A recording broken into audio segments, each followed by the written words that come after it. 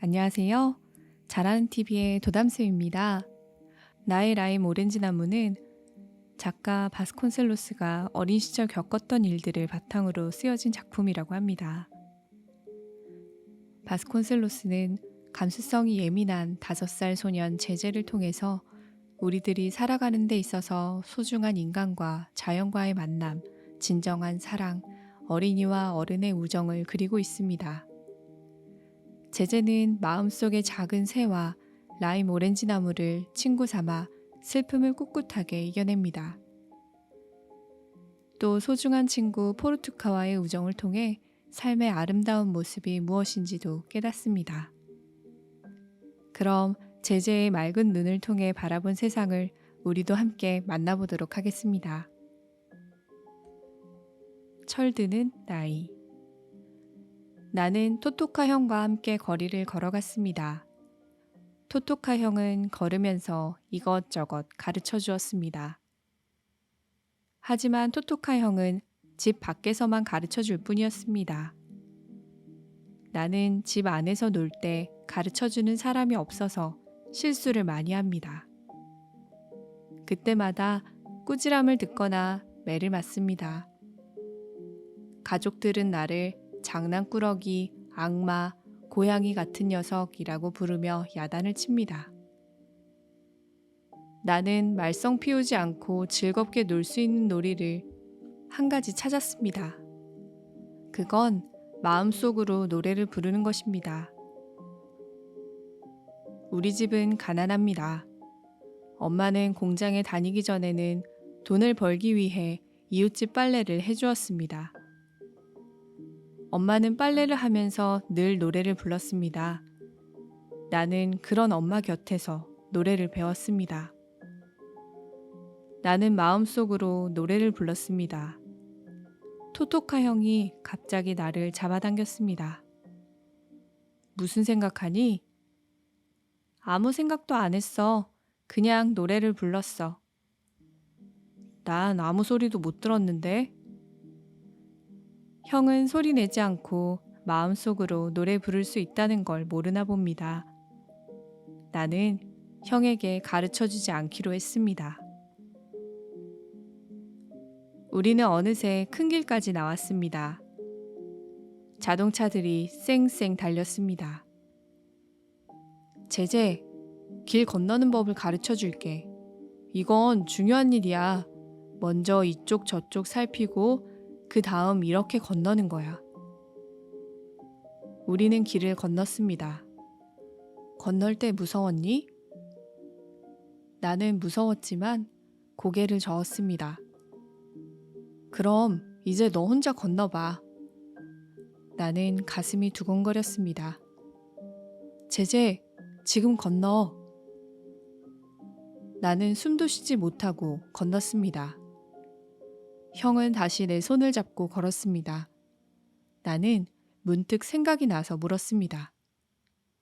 토토카 형, 철이 든다는 게 뭐야? 그게 무슨 소리니? 에드문드 아저씨는 내가 다른 애들보다 일찍 철이 들 거래. 그런데 난 아무것도 달라진 게 없어. 에드문드 아저씨는 이상해. 늘 알 수 없는 이야기만 하거든. 아니야. 아저씨는 훌륭한 분이야. 지금까지 나를 한 번밖에 안 때리셨어. 아저씨가 널 때렸어? 언제? 토토카 형은 갑자기 신이 났습니다.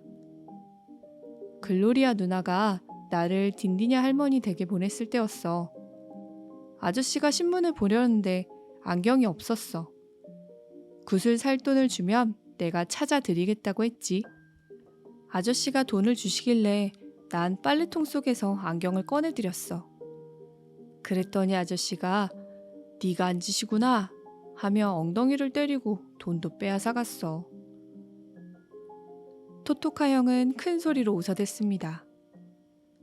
토토카 형, 알고 싶은 게 있는데 어린애들도 퇴직자야? 그건 또 무슨 소리니? 에드문드 아저씨는 아무 일도 안 하는데 시청에서 돈을 받잖아. 아이들도 아무 일도 안 하는데 엄마 아빠가 돈을 주니까 퇴직자냐고. 그렇지 않아. 퇴직자는 옛날에 아주 일을 많이 해서 머리가 하얗고 느릿느릿 걸어 다니는 사람을 말하는 거야. 제제, 제발 쓸데없는 것 좀 궁금해하지 마라. 나는 기분이 나빠졌습니다. 제제, 저 집이 우리가 새로 이사 올 집이야. 토토카 형은 작고 조용한 집을 가리켰습니다. 마당에 망고나무와 타마린드 나무가 있었습니다. 왜 이사를 와야 하는데? 지금 살고 있는 집주인이 나가라고 했어. 집세를 8달치나 밀렸거든. 아빠가 공장에서 쫓겨난 지도 벌써 6달이 넘었잖아. 형과 나는 잠시 아무 말 없이 새 집을 보았습니다. 토토카 형, 검은 표범과 사자들도 이리 데려올 거지? 물론이지. 닭장을 뜯어서 이리로 옮겨줄게. 나는 마음이 놓였습니다. 그것이 없어지면 동생 루이스와 동물원 놀이를 못하기 때문입니다. 검은 표범은 까만 닭을, 사자는 하얀 닭을 부르는 말입니다. 이제 내가 너하고 얼마나 가까운지 알았지? 그러니까 나한테 솔직히 말해봐. 토토카 형은 또 그 일에 대해 물었습니다. 토토카 형, 나도 어떻게 해냈는지 모르겠어. 정말이야. 거짓말하지 마. 누군가 가르쳐준 게 분명해. 토토카 형은 믿을 수 없다는 듯 머리를 콩 쥐어 박았습니다. 몇 주 전이었습니다. 지금 토토카 형이 궁금해하는 일로 집안이 떠들썩했습니다. 그 일은 에드문드 아저씨 댁에 갔을 때 시작되었습니다. 아저씨, 할 말이 있어요. 무슨 얘긴지 해보렴.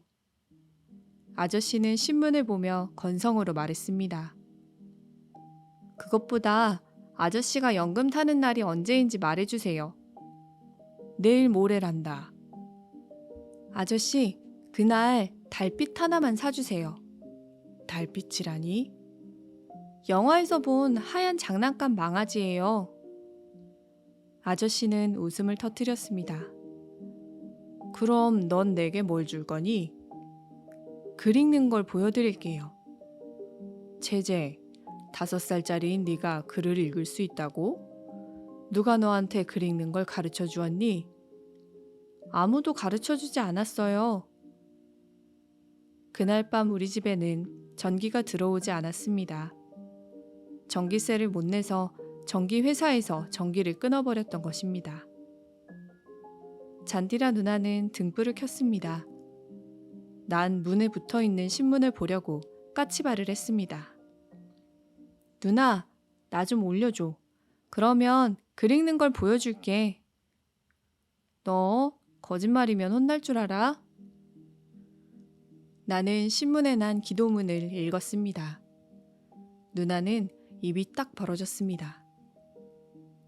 에드문드 아저씨가 가르쳐 주셨니? 아니, 아무도 가르쳐 주지 않았어. 누나는 다른 글을 가리켰습니다. 나는 그것도 정확하게 읽었습니다. 잔디라 누나는 흥분하여 글로리아 누나를 불렀고 글로리아 누나는 형을 불렀습니다. 눈 깜짝할 사이에 사람들이 모여들었습니다. 지금 토토카 형이 알고 싶어하는 그 일이 바로 이것입니다. 형은 내가 아무에게도 글을 배우지 않았다는 걸 믿지 않았습니다. 에드문드 아저씨와 약속한 날이 되었습니다. 제제, 여기 망아지가 있다. 이제 보여주렴. 아저씨는 신문을 펼치더니 약 광고문을 짚었습니다. 이 약은 모든 약국에서 구입할 수 있습니다. 나는 또박또박 읽어내려갔습니다. 에드문드 아저씨는 눈이 휘둥그레졌습니다. 할머니도 무척 기뻐했습니다. 그리고 내게 신문의 다른 곳을 가리켰습니다. 나는 모두 읽었습니다. 장하다 제제, 넌 분명히 훌륭한 사람이 될 게다. 아저씨는 감격스러운 목소리로 말했습니다. 나는 결국 달빛 망아지를 얻었습니다. 동물원 놀이. 우리 집에서는 형이나 누나들이 동생들을 차례로 보살핍니다. 동생 루이스는 글로리아 누나가 돌봐주었는데 지금은 내가 돌봐줍니다. 루이스는 착하고 조용한 아이여서 별로 보살펴줄 필요도 없습니다. 제제 형, 동물원 놀이 하자. 오늘은 비가 올 것 같지 않지? 루이스의 말처럼 하늘은 푸르렀습니다. 나는 가끔 루이스가 따라오는 게 귀찮아서 거짓말을 하기도 합니다. 하지만 오늘은 루이스와 놀아주기로 마음 먹었습니다. 뒷뜰은 두 군데 놀이터로 나뉘어 있습니다. 하나는 동물원이고 다른 하나는 유럽입니다. 옆집 울타리 옆이 유럽입니다.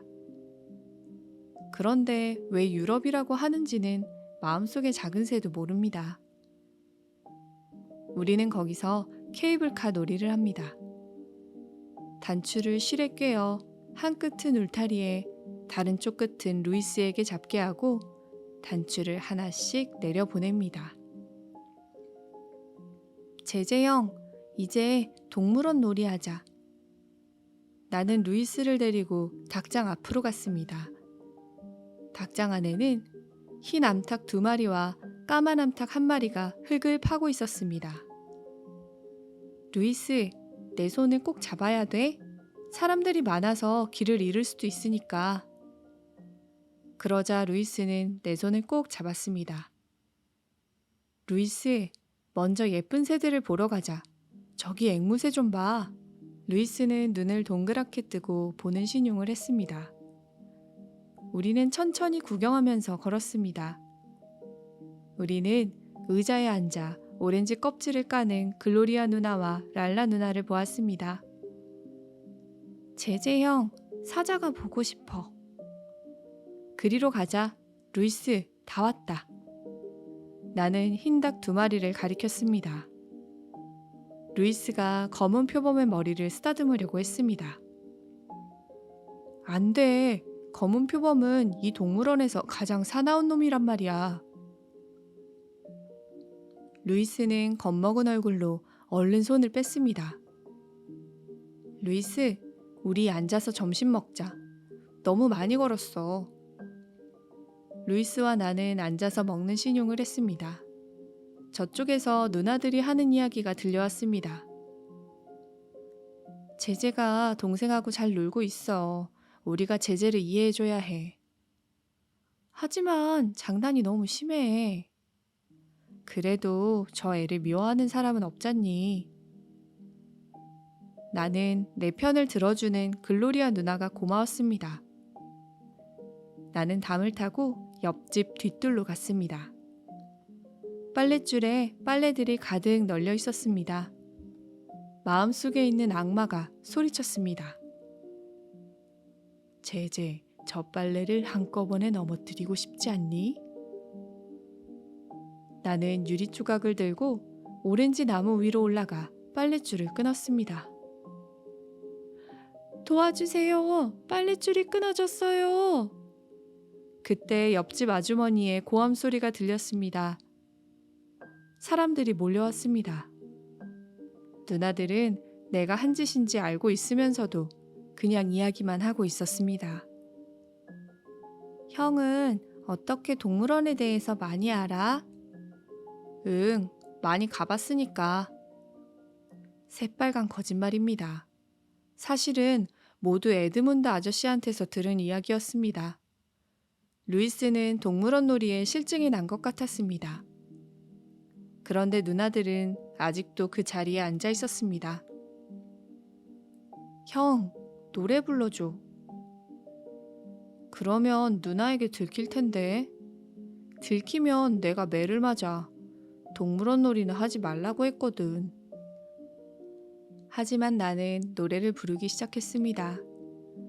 노래가 끝났는데도 누나들은 움직일 생각을 하지 않았습니다. 나는 누나들의 마음이 변할 때까지 노래를 불렀습니다. 알고 있는 노래를 다 불러 더 이상 부를 노래가 없었습니다. 하는 수 없이 나는 누나들 곁으로 갔습니다. 너 또 닭들을 괴롭혔지?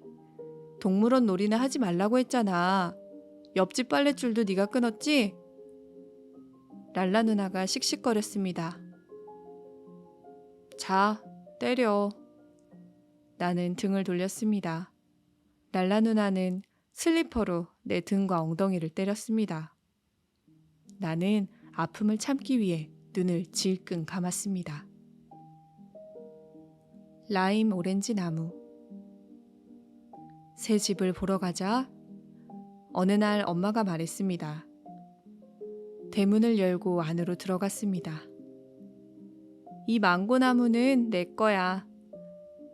글로리아 누나는 망고나무를 껴안고 말했습니다. 토토카 형은 타마린드 나무를 차지했습니다. 나는 시무룩해졌습니다. 이리 와봐. 내가 찾아줄게. 글로리아 누나는 나를 데리고 뒤뜰로 갔습니다. 그곳에는 오래된 오렌지 나무와 조그만 라임 오렌지 나무 두 그루가 있었습니다. 멋진 오렌지 나무네. 누나는 늙은 오렌지 나무를 가리켰습니다. 나는 차라리 조그만 라임 오렌지 나무가 더 나아 보였습니다. 나는 라임 오렌지 나무 쪽으로 가서 불평을 했습니다. 난 큰 나무가 좋단 말이야. 제제, 이 라임 오렌지 나무는 너와 함께 자라면서 다정한 친구가 되어줄 거야. 누나는 그렇게 말하고는 가버렸습니다. 나는 털썩 땅에 주저앉았습니다. 그때 무슨 소리가 들렸습니다. 나를 자세히 봐. 그러면 네 마음도 달라질 거야. 나는 깜짝 놀랐습니다. 그리고 라임 오렌지 나무 곁으로 갔습니다. 네가 지금 말한 거니? 그래, 나야. 넌 입이 없는데 어디로 말을 하니? 몸 전체로 한단다. 내 몸에 귀를 대봐. 가슴이 뛰는 소리를 들을 수 있을 거야. 나는 살며시 귀를 대보았습니다. 정말 소리가 들렸습니다. 다른 사람하고도 말을 할 수 있어?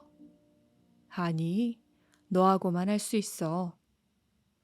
우리는 일주일 후에나 이사 오는데 그때 가서 네가 말을 못하게 되면 어쩌지? 그런 걱정은 하지 마. 잊어버리지 않아. 나는 무척 기뻤습니다. 글로리아 누나가 다시 내게로 왔습니다. 누나 말이 맞았어. 다른 나무와 절대 안 바꿀 거야. 글로리아 누나는 내 머리를 쓰다듬어 주었습니다. 나중에 누나에게만 놀라운 비밀을 말해줄게. 누나는 무슨 뜻인지도 모르면서 밝게 웃었습니다. 슬픈 크리스마스. 이웃 사람들은 우리가 이사 간다는 말을 듣고 좋아했습니다. 그러나 친구 비리키뉴는 좋아하지 않았습니다. 제제, 이사 가더라도 사이좋게 지내자. 참, 내일 일은 잊지 않았지? 그래, 그런데 몇 시라고 했지? 방구 오락장으로 내일 아침 8시까지 나오면 돼. 크리스마스 선물로 주인이 장난감을 한 트럭이나 사와서 나눠준대. 좋아, 루이스도 데리고 갈게. 나는 집으로 돌아와서 글로리아 누나 뒤를 졸졸 따라다녔습니다. 내일 아침 루이스와 나를 방구 오락장까지 데려다 달라고 부탁했습니다. 제제, 난 할 일이 많아. 다림질도 해야 하고 이삿짐 싸는 것도 도와야 한단 말이야. 누나는 안 된다고 했습니다. 나는 결국 누나를 설득하는 데 실패했습니다. 이튿날 아침 나는 일찍부터 서둘렀습니다. 8시까지 방구 오락장으로 가야 하기 때문이었습니다. 나는 루이스의 얼굴을 씻기고 옷도 갈아입혔습니다. 머리도 기름을 발라 가지런히 빗어주었습니다. 루이스는 마치 아기의 수처럼 귀엽고 예뻤습니다. 그때 글로리아 누나가 빵을 사가지고 들어왔습니다. 누나, 루이스 정말 예쁘지? 루이스뿐 아니라 너도 예쁘구나. 글로리아 누나는 도리어 나를 안아주었습니다. 글로리아 누나는 우체부 아저씨에게 우리를 부탁했습니다. 우체부 아저씨는 우리를 데리고 집집마다 편지를 배달했습니다. 그러나 큰 거리에 나오자 바쁘다며 그냥 가버렸습니다. 루이스와 나는 손을 꼭 잡고서 걸어갔습니다. 그러나 얼마 못 가서 루이스가 주저앉았습니다. 나는 루이스를 업고 걸었습니다. 그래서 빨리 걸을 수가 없었습니다. 교회에서 8시를 알리는 종이 울렸습니다. 벌써 8시야. 7시 30분까지 가야 하는데 늦었어. 그래도 장난감을 트럭 하나 싣고 온다고 했으니까 남아 있을 거야. 나는 조마조마한 마음으로 방구 오락장으로 갔습니다. 그러나 도착해보니 아무것도 없었습니다. 텅 빈 상자만 뒹굴고 있었습니다. 제재 형, 장난감은 어떻게 된 거야? 루이스, 내 달빛 망아지를 너한테 줄게. 루이스는 결국 소리내어 울었습니다. 왜 아기 예수는 나를 좋아하지 않을까? 내가 말썽꾸러기라서 싫어하는 건가? 그런데 왜 루이스까지 선물을 안 주는 거야? 루이스는 천사처럼 착한 아이인데. 내 눈에서도 바보같이 눈물이 주르르 흘렀습니다. 크리스마스 선물. 토토카 형, 우리는 정말로 크리스마스 선물을 못 받는 거야? 아마 그럴걸. 토토카 형도 시무룩해졌습니다. 그날 저녁 식사는 초라했습니다. 크리스마스를 위한 식사가 겨우 이 정도라니 우리 가족은 모두 우울했습니다. 딘디냐 할머니와 에드문드 아저씨가 돌아간 후 나와 토토카 형은 방으로 들어왔습니다. 루이스는 새근새근 자고 있었습니다. 루이스, 메리 크리스마스. 나는 루이스 머리맡에 달빛 망아지를 놓았습니다. 모두들 잠든 시간에 나는 살며시 일어났습니다. 제재, 왜 그러니? 문 밖에다 운동화 내놓으려고. 혹시 기적이 일어날지도 모르잖아. 소용없어. 그러면서 형은 돌아 누워 버렸습니다. 다음날 아침 나는 서둘러 나갔습니다. 운동화는 텅 비어 있었습니다. 그것 봐, 내가 뭘 했어. 뒤따라 나온 토토카 형이 말했습니다. 나는 슬픔으로 가슴이 뻥 뚫린 것 같았습니다.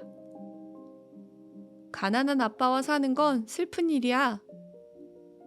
나는 버럭 소리를 질렀습니다. 내가 눈길을 돌렸을 때 슬리퍼가 보였습니다. 아버지였습니다.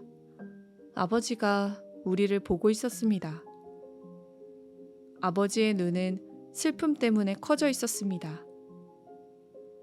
아버지는 옷장 위에 놓인 모자를 들고 밖으로 나갔습니다. 넌 정말 나쁜 녀석이야. 토토카 형이 소리쳤습니다. 난 아빠가 거기 계신 줄 몰랐어. 정말이야.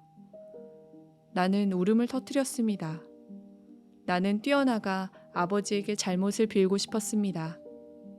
그러나 아무것도 할 수가 없었습니다. 나는 문득 한 가지 생각을 해냈습니다.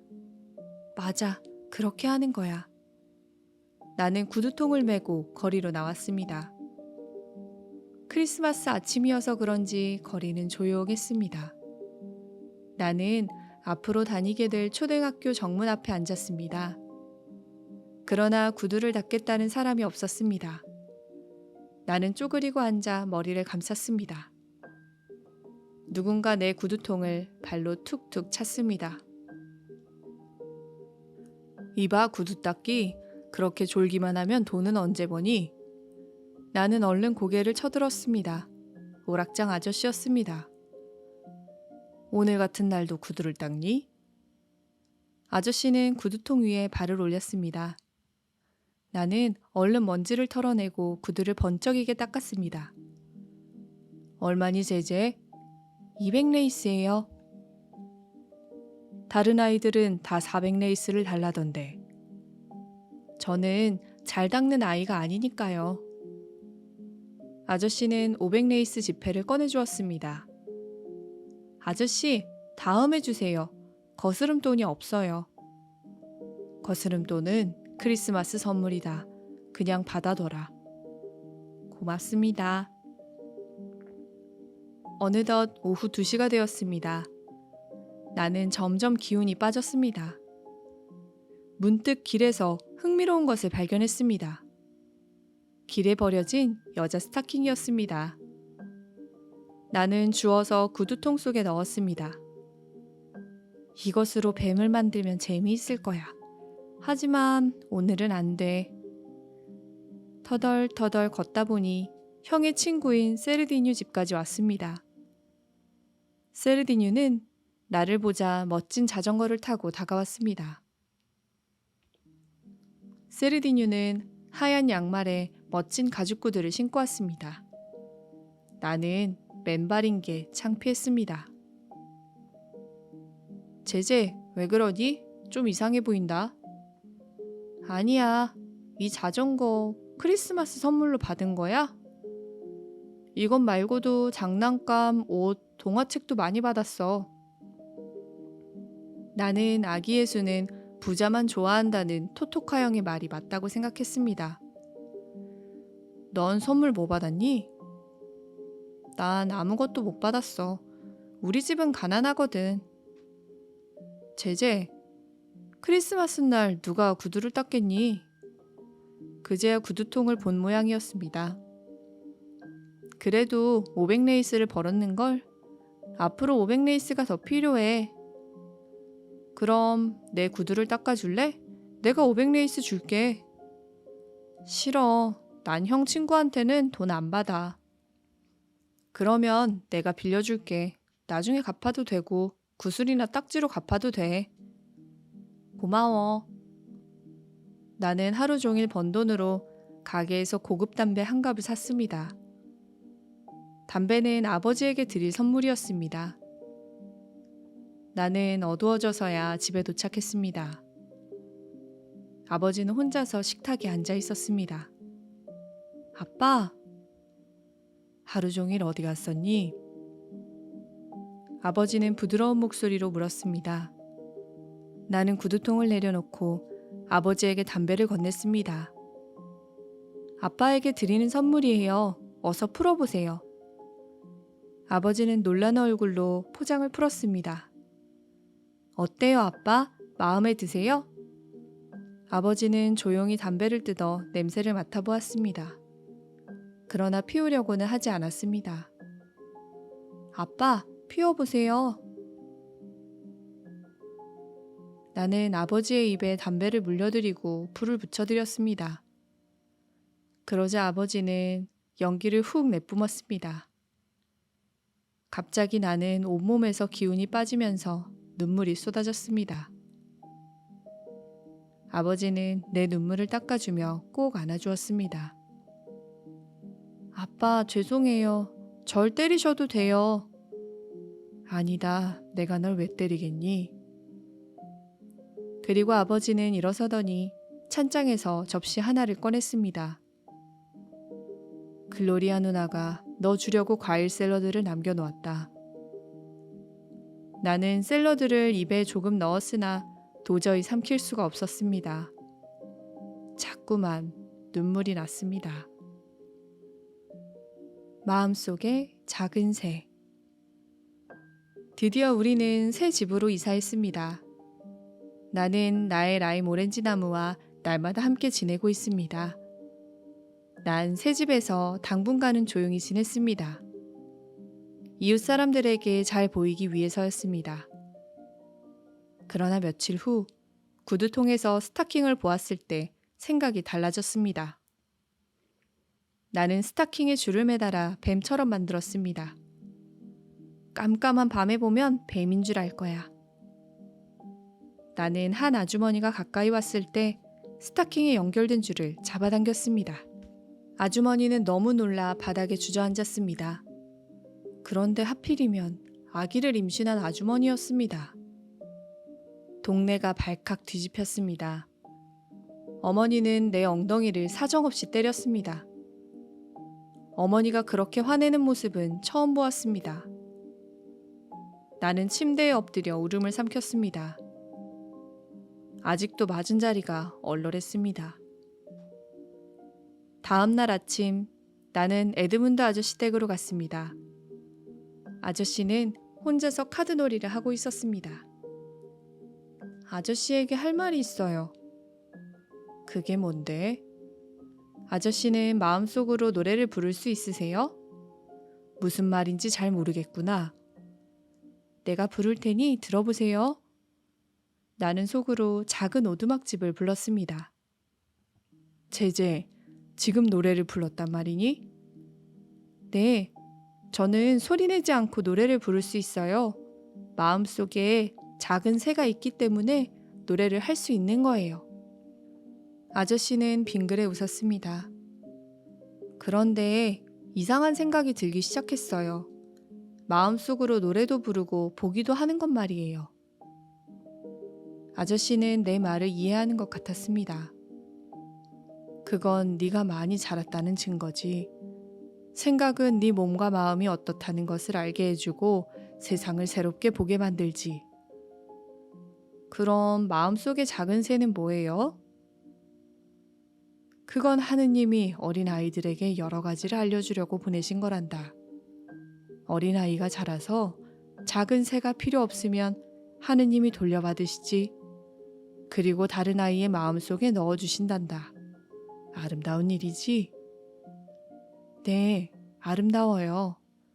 그리고 제가 생각을 갖게 되어 기뻐요.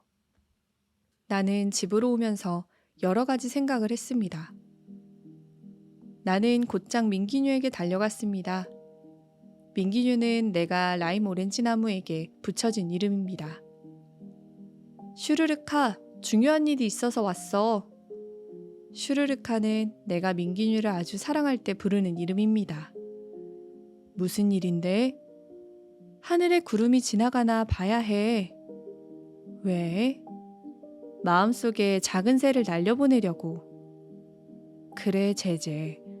넌 이제 더 이상 작은 새가 필요하지 않을 거야. 민기뉴와 나는 하늘을 바라보았습니다.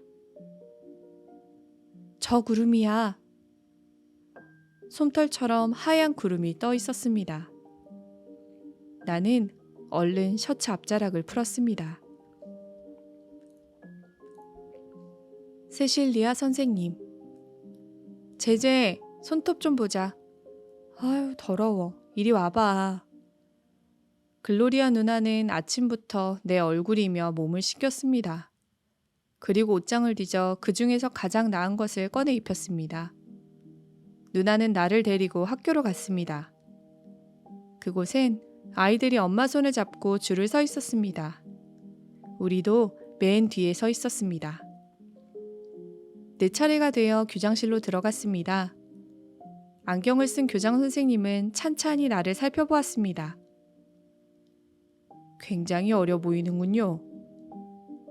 몸이 약해서 그래요. 그래도 글을 읽을 줄 알아요. 아주 똑똑하구나. 그렇다면 카드를 작성해도 되겠군. 먼저 부모님 이름을 말해봐요. 글로리아 누나는 부모님 이름을 또박또박 말했습니다. 그리고 잠시 머뭇거리다 입을 열었습니다.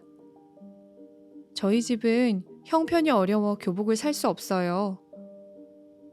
교장 선생님은 나의 낡은 옷을 쳐다보았습니다. 그리고는 내 몸에 치수를 재어 다른 선생님에게 전했습니다. 우리는 교복 2벌을 받아들고 기분 좋게 집으로 돌아왔습니다. 어느 날 학교에 가는 길이었습니다. 예쁜 여자아이가 꽃을 들고 서 있었습니다. 나는 물었습니다. 그 꽃은 왜 갖고 가니? 우리 선생님께 드리려고. 난 선생님이 좋거든.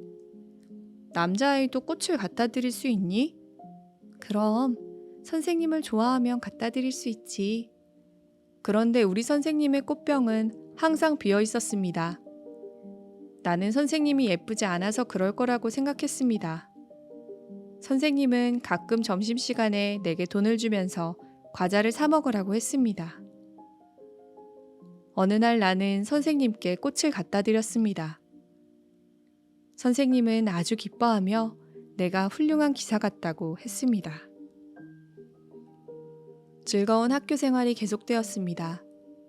글로리아 누나는 내가 작은 악마를 서랍 속에 넣어두고 딴 아이가 된 것 같다고 했습니다. 정원에 꽃나무가 많은 동네 아저씨가 선생님을 찾아오기 전까지는 모든 게 잘 되었습니다. 그 아저씨는 꽃병에 꽃을 가리키며 선생님과 이야기를 했습니다. 수업이 끝나고 선생님은 나를 불렀습니다. 제제, 왜 남의 정원에서 꽃을 꺾어왔니? 저는 선생님께 꽃을 드리고 싶었어요. 그런데 꽃을 살 돈이 없었어요. 하지만 남의 것을 훔치는 건 나쁜 짓이야. 저는 선생님 꽃병만 비어있는 게 싫었어요.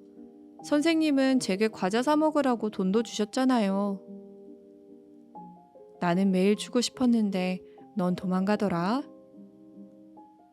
그 돈을 날마다 받을 수가 없었어요. 왜? 저보다 더 가난한 아이가 있어서요.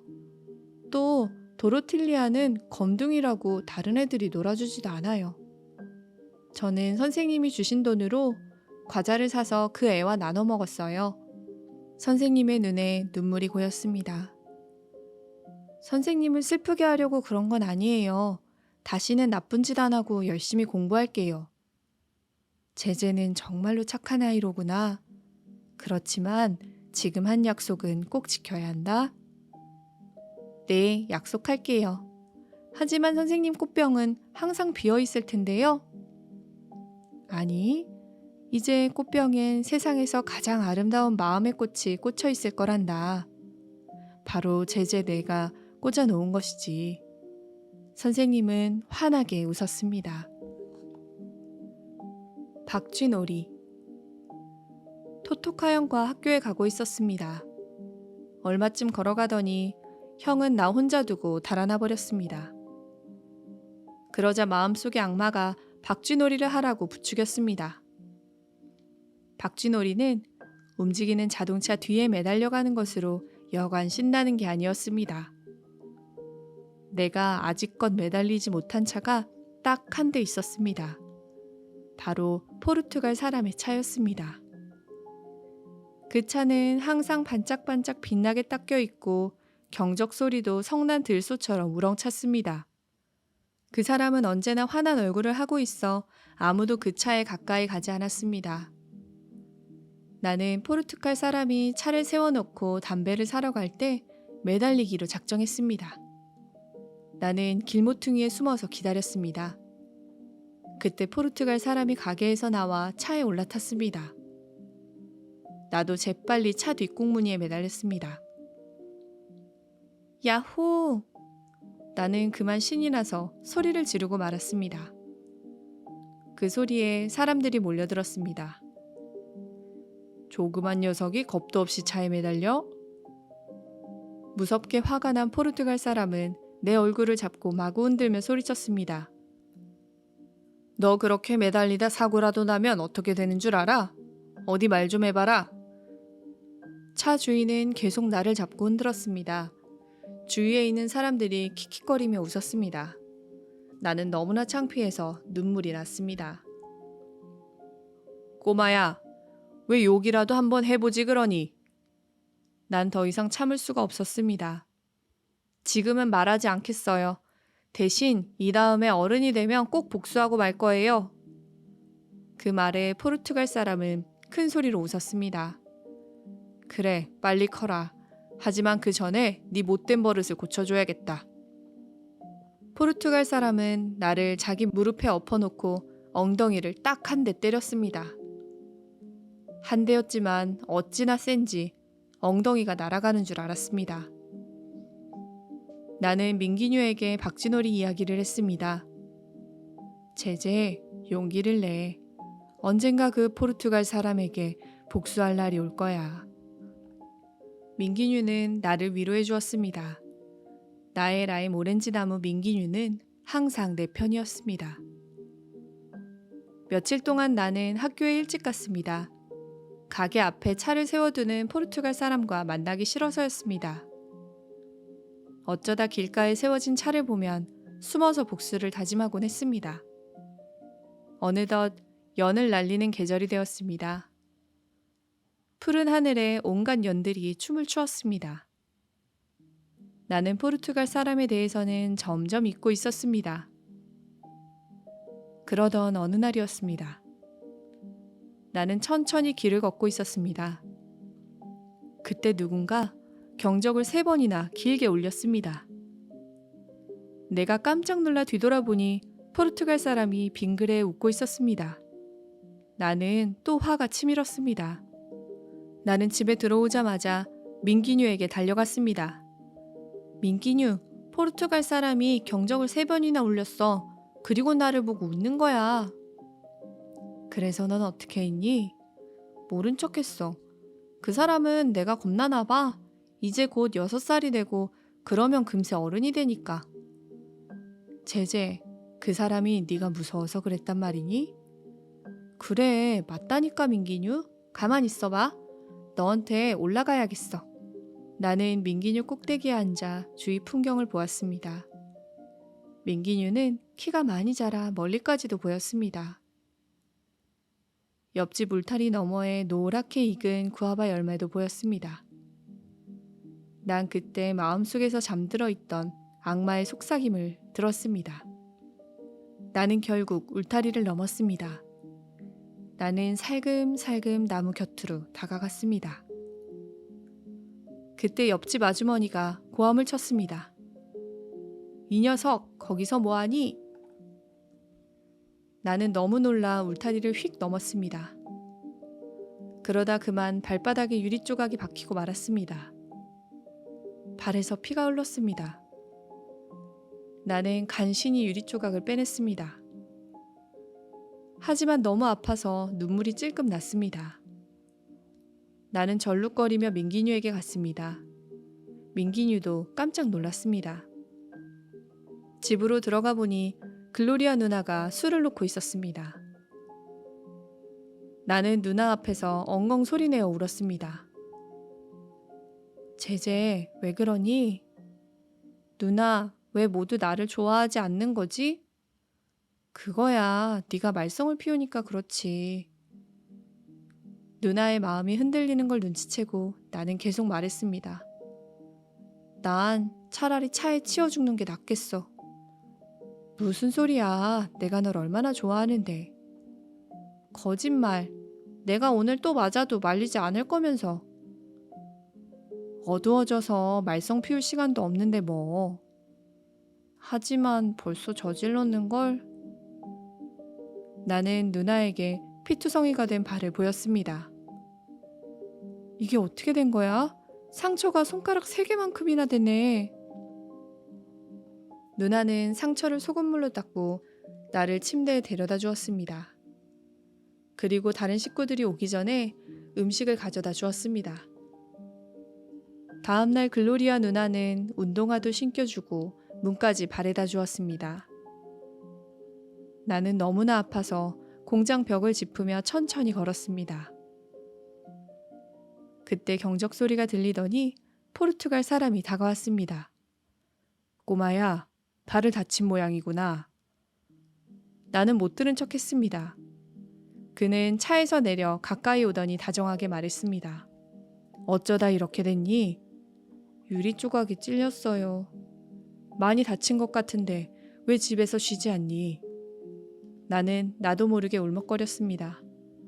아무도 몰라요. 식구들이 알면 또 때릴 거예요. 이리 와라. 내가 태워다 줄게. 고맙지만 싫어요. 지난번에 아저씨한테 맞은 거 친구들이 다 알고 있단 말이에요. 우리 그때 일은 다 잊어버리자. 아픈 다리로 학교까지 걸어갈 수는 없잖니. 나는 고개를 끄덕였습니다. 포르투갈 사람은 나를 안아서 차에 태웠습니다.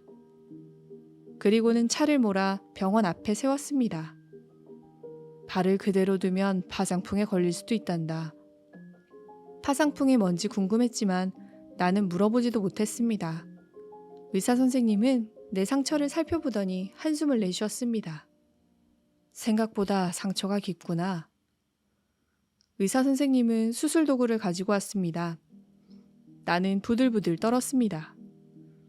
그러자 옆에 있던 포르투갈 사람이 위로해 주었습니다.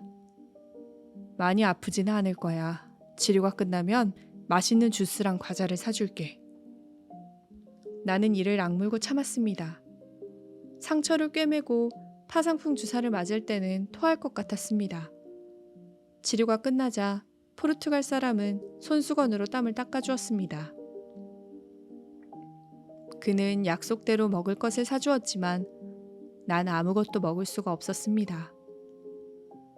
오늘은 집에 가서 쉬어라. 식구들에게는 쉬는 시간에 다쳐서 선생님이 데려다 주셨다고 핑계를 대면었더니 나는 고개만 끄덕였습니다. 넌 아주 용감한 꼬마야. 나는 발이 아팠지만 웃어 보였습니다. 그리고 문득 깨달았습니다. 이제 포르투갈 사람은 내 소중한 친구가 되었다는 걸 말입니다. 나의 포르투카. 나는 포르투갈 사람이 어디 사는지 궁금했습니다. 그래서 국경일에 맞춰 구두통을 메고 그 집을 찾아갔습니다. 그 집은 거리 맨 끝에 있었습니다. 나는 집 앞에서 일부러 큰 소리로 외쳤습니다. 구두 닦으세요. 그러자 아저씨가 면도하다 말고 밖으로 얼굴을 내밀었습니다.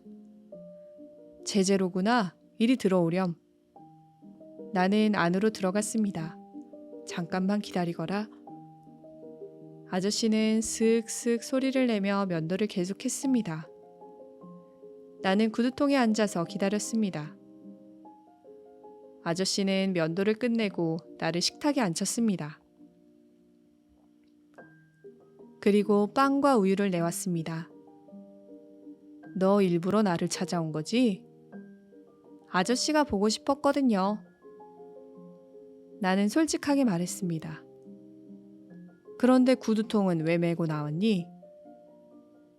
구두통을 매지 않으면 집에서 나올 수가 없거든요. 우리 식구들은 내가 구두통을 메고 나와야 말썽을 부리지 않는 걸로 알아요. 네가 그렇게 말썽꾸러기란 말이니? 지난주에도 매를 맞았어요. 그는 놀란 눈이 되었습니다. 무슨 일로 맞았어? 난 장난을 치고 싶을 땐 도저히 참지 못하거든요. 불장난하다가 이웃집 물타리에 불을 질렀고 옆집 아주머니에게는 멧돼지라고 놀렸어요.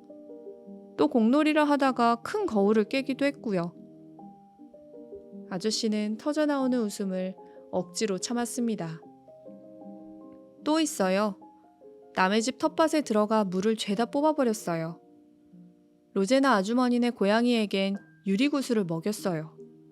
제제, 그건 안 돼. 작은 구슬이어서 설사약을 먹이니까 곧 나왔어요. 그리고 언젠가는 아빠에게 슬리퍼로 맞은 적도 있어요. 친구들과 영화 구경을 갔는데 갑자기 오줌이 마려웠어요. 난 재미있는 장면을 놓치기 싫어 벽에다 넣었어요. 그런데 다른 애들도 모두 나처럼 벽에 오줌을 넣은 거예요. 그 바람에 오줌이 냇물처럼 흐르고 말았죠. 극장 주인이 내가 한 짓이라고 일러바치는 바람에 얻어맞았죠. 나는 쉬지 않고 제잘거렸습니다. 아저씨는 연신 웃으며 귀를 기울였습니다. 크리스마스 때 있었던 일을 이야기하자 그는 눈물을 글썽였습니다. 그리고 다음 크리스마스 때는 꼭 선물을 받도록 해주겠다고 약속했습니다. 나는 아저씨와 친구라는 걸 아무에게도 말하지 않았습니다. 아저씨도 이런 내 마음을 이해해 주었습니다. 하루하루가 즐거웠습니다. 나는 아저씨를 만난 뒤로 아주 행복했습니다. 그는 나에게 사랑이 무엇인지 가르쳐 주었습니다.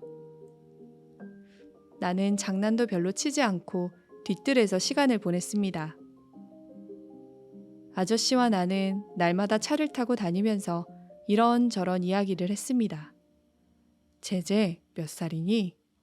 진짜 나이요? 가짜 나이요? 물론 진짜 나이를 묻는 거지.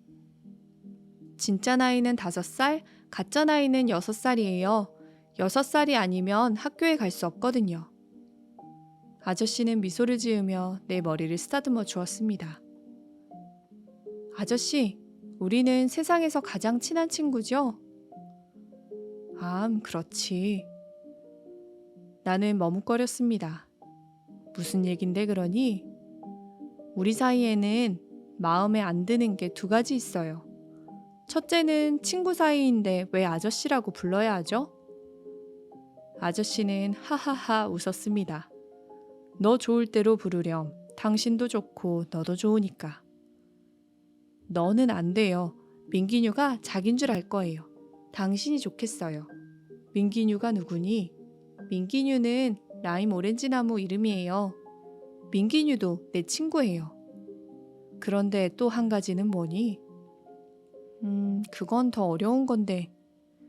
내가 당신을 부를 때 발라다리스 씨나 마누엘 씨라고 부르는 건 싫어요. 그래서 빵집 주인이나 다른 어른들이 부르는 것처럼. 나는 잠시 우물거렸습니다. 그러자 갑자기 아저씨가 내 손을 꽉 잡았습니다. 이런 못된 장난꾸러기 같으니라고. 너 사람들이 포르투갈 사람을 낮춰 부르는 포르투카라고 부르고 싶은 거지? 맞아요. 그렇게 부르면 더 가깝게 느껴질 거예요. 정 네가 원한다면 그렇게 부르렴. 나는 포르투카가 정말 좋았습니다. 작별 인사. 일주일이 지나서야 학교에 갈 수 있었습니다. 그러나 나는 학교에 가지 않고 포르투갈을 만나러 갔습니다. 포르투카는 역 근처에 빵집에 있었습니다. 포르투카! 아저씨는 나를 보자 화난 얼굴로 나를 안았습니다. 어떻게 지냈니? 얼마나 궁금했는지 모른다. 나는 눈물이 나기 시작했습니다. 포르투카, 우리 차를 타고 어디든 가요. 아저씨는 나를 차 안으로 데리고 들어갔습니다. 차가 동네를 벗어나 온통 나무뿐인 숲에 도착했을 때 나는 말을 꺼냈습니다. 포르투카, 우리 식구들은 내가 악마 같은 주둥이를 가졌대요. 매를 맞았나 보구나. 이번엔 왜 맞은 거니? 나는 아저씨에게 집에 있었던 일을 말했습니다. 내가 심하게 맞았다는 말을 듣고는 아저씨의 눈에 눈물이 맺혔습니다. 나는 항상 포르투카와 함께 다녔습니다. 함께 낚시도 하고 타잔이 나오는 영화도 보았습니다. 나는 포르투카를 아저씨가 아니라 아버지로 생각하기로 마음먹었습니다. 태어날 때는 어쩔 수 없었지만 지금 아빠를 선택하라면 당신을 선택하고 싶어요. 그게 정말이니? 나도 널 항상 내 아들로 생각하겠다고 약속하마. 나는 너무 기뻐서 아저씨의 큰 얼굴에 뽀뽀를 했습니다. 그런데 얼마 뒤 포르투카는 약속을 저버리고 세상을 떠나고 말았습니다. 살인마 망가라티바 기차가 건널목을 지나던 포르투카의 차를 들이받은 것입니다. 나는 그날부터 사흘 동안 아무것도 못 먹고 계속 토했습니다. 끙끙 앓기만 했습니다. 식구들은 나를 간호하느라 있었지만 나는 멍하니 포르투카 생각만 했습니다. 식구들은 모두 내게 다정하게 대했습니다. 동네 사람들도 병문안으로 왔습니다. 가게 아저씨는 과자를 갖고 왔고 옆집 아주머니는 달걀을 가져와 토하지 않게 해달라고 기도까지 했습니다. 며칠 후 나는 병이 다 나았습니다. 그러나 마음은 계속 아팠어요. 내가 말없이 침대에 앉아있을 때 글로리아 누나가 들어왔습니다. 제제, 이것 봐. 민기뉴가 꽃을 피웠어. 누나의 손에 하얀 꽃이 들려 있었습니다. 이제 곧 어른이 되어 열매도 맺겠지. 나는 민기뉴의 꽃이 작별 인사라는 걸 알았습니다. 나의 민기뉴는 꽃을 피우며 내 꿈의 세계로부터 현실의 세계로 떠나갔다는 것을 알았습니다. 어른이 되어 쓴 편지. 나는 어른이 되어 하늘나라로 간 나의 포르투카에게 사랑의 편지를 썼습니다. 사랑하는 마누엘 발라다리스 씨에게. 오랜 세월이 흘렀습니다. 나도 어느새 48살이 되었으니까요. 어른이 된 지금도 그림 딱지와 구슬을 사주시던 당신의 모습이 떠오릅니다. 당신은 나에게 진정한 사랑이 뭔지 가르쳐준 사람이었습니다. 사랑하는 포르투카, 우리가 함께 있었던 시절엔 몰랐습니다. 먼 옛날 깨끗한 마음을 지닌 어린 왕자가 제단 앞에 엎드려 물었던 걸 말입니다. 왜 아이들은 철이 들어야만 하나요? 포르투카, 정말 저도 너무 일찍 철이 들었던 것 같습니다. 그래서 그때 그렇게도 고통스러웠나 봅니다. 그럼 안녕히. 1967년 우바투바에서